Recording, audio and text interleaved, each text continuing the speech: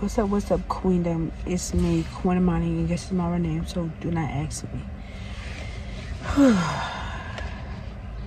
I'm taking a deep breath because this is really a video that's needed to be recorded. Like, it was time to talk about. First of all, if you didn't go watch my old video, you need to. If you didn't know that I was pregnant. Yes. So you about to get into it because haven't been making any videos. It's been, I think, a month. Probably more than a month. I don't know. I can't tell you. Oh my God. This feels so crazy. But anyways. So where was I at? I turned 6 months. I was 6 months.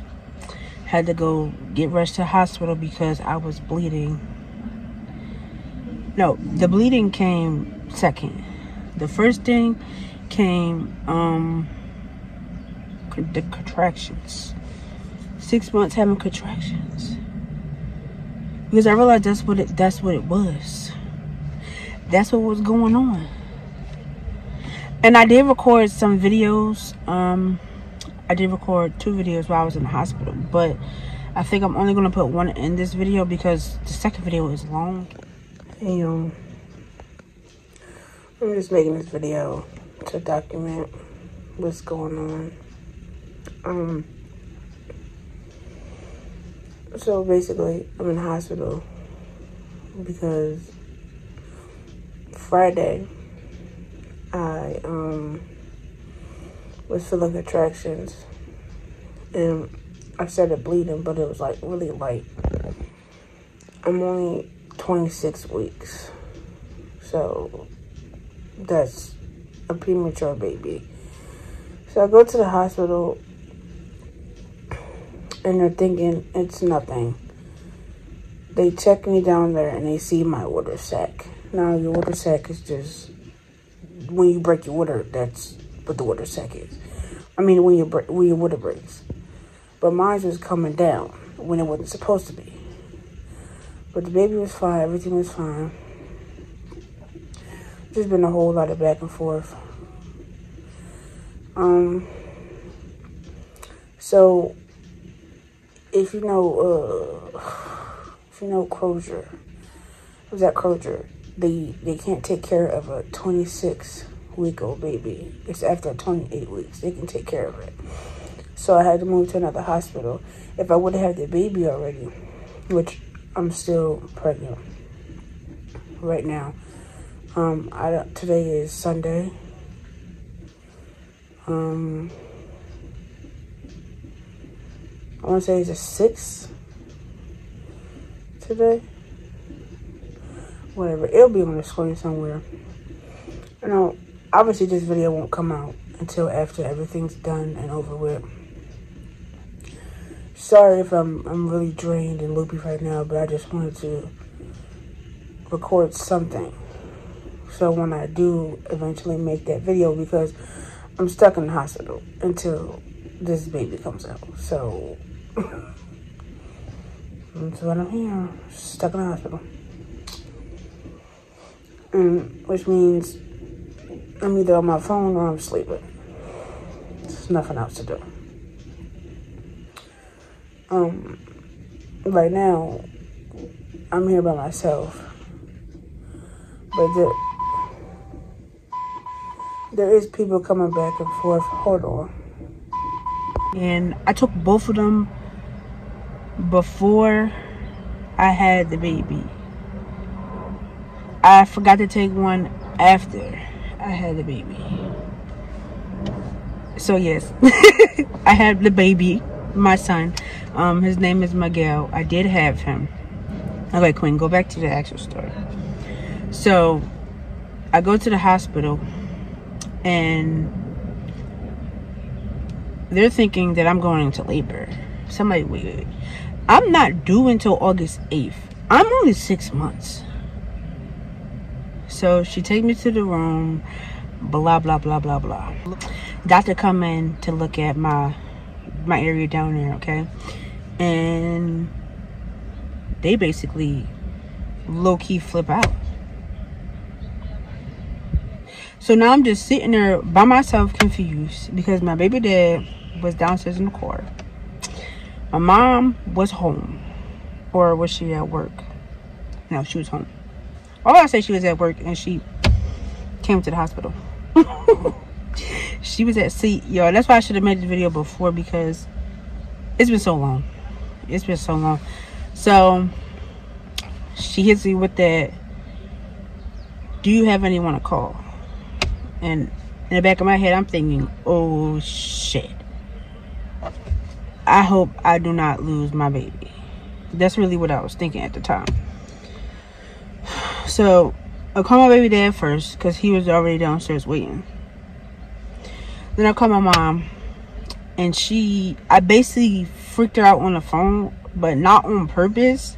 But like, I wasn't dramatic or anything, but it was just like, yeah, the nurses are saying that you need to get here now. Like, that's what they were saying to me, and it freaked her out. So she came over, he came over, and it just went downhill from there. So basically what happened, what they saw was my water sac. You know, the water sac has to break when you break your water to know that them contractions are about to start. Yeah, mine was already down, and it was falling down. It didn't pop yet, but it was falling down. But once I was at the hospital, I would have, like, this is TMI, I would have a lot of fluids coming out of me. And it was because they think my water sac broke from the other side. So if the water sac is coming down, the V is literally coming down, like coming out of me on its own. So they were saying that the water sac got popped, but not fully. I'm like, what?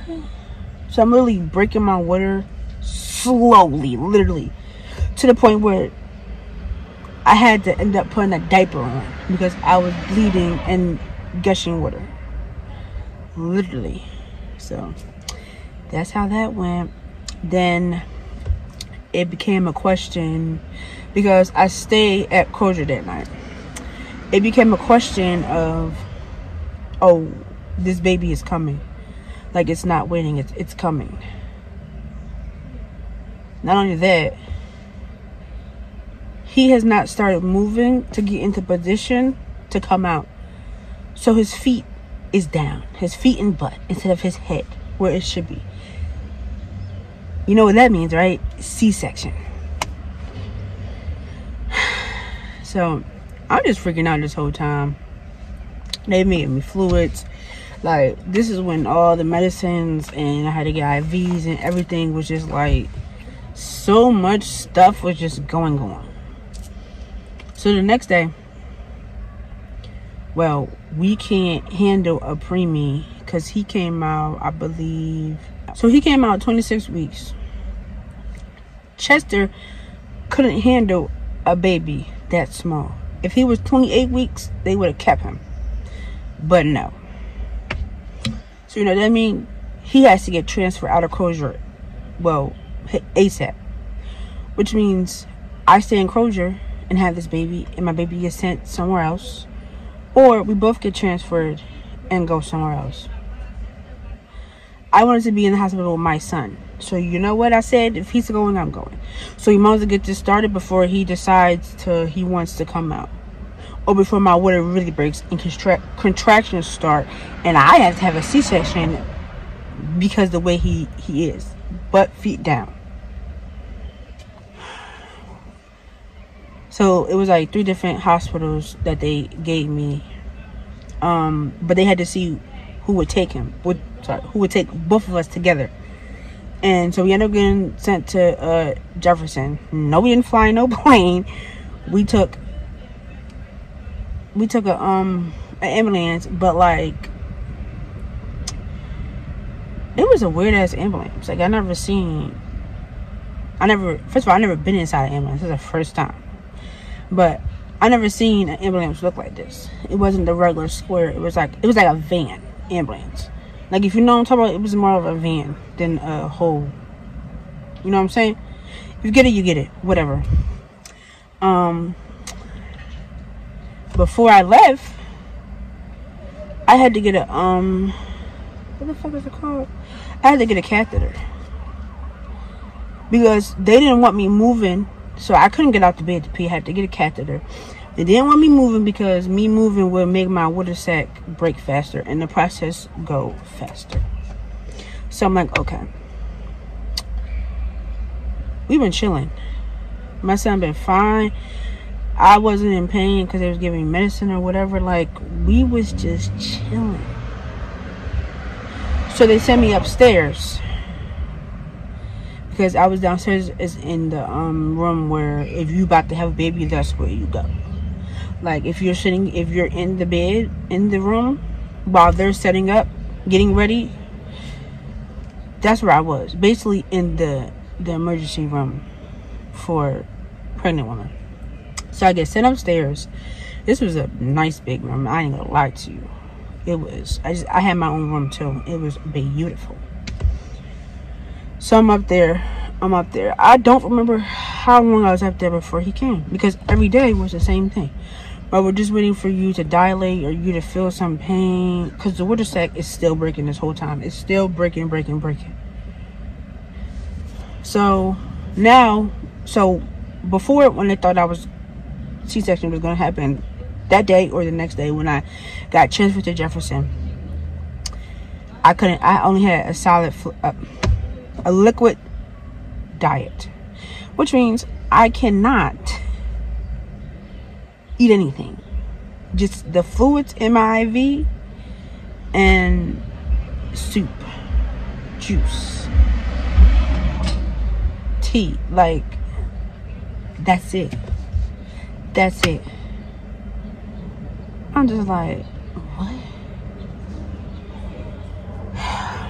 And that really stressed me out. I'm not gonna lie to you, that stressed me out because I was so hungry. So then, boom, I got to eat food. I'm talking about I was eating breakfast, lunch, dinner. I was so hungry to the point where the first night, because dinner was coming, I literally had to go in the refrigerator on the floor and get a sandwich or something to eat and snacks once they said that, because I was so hungry. Oh my god, I was so hungry. So one day, now every day, remind you, they're asking me, am I feeling any pain? They're pressing on my stomach, doing this, doing that, whatever. No pain. I've been chilling. I go to eat and my stomach started hurting, but was it? Hold on. Yeah, my stomach started hurting. And I didn't know if that was contractions or my food. I mean, yeah, or my food. I start to feel some pain. So I called the doctor. Of course, they all run in once I say it over the speaker in my room. When I called the doctor, they come in. Immediately come in. They check me. Did they check me down there? Yes. They had to check me down there. Like, they had to literally put a scope in me and look. See if they can feel my cervix. See if they can feel my water bag or see my water bag. Because they were seeing my water bag. And it was just coming down. Like, it got to a point where it was just sitting right there. So, and you know what's crazy? Before this happened, they had just checked me. But they didn't go down in there. Because then eventually they had to use their fingers to feel my cervix and everything. With a glove, obviously. They had checked me. And they saw how much I was dilated. It looked like a little canal. But it wasn't. This was before I was in pain. So once I hit pain. And they checked. They can't feel my cervix. They can't feel the water bag. Which means the water bag has officially stopped. It's gone. It came all out. I basically broke my water. Slowly.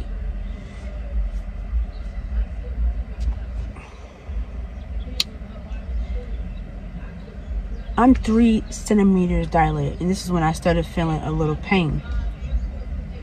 Because he's only 1 pound at this time, if my cervix keeps dilating and he's so small, whether he's head down or feet down, baby boy is coming out.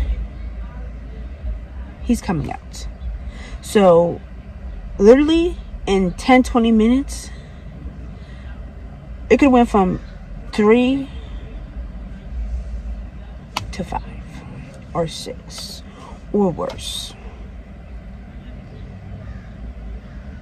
So now I have to go back downstairs to the room I was already in.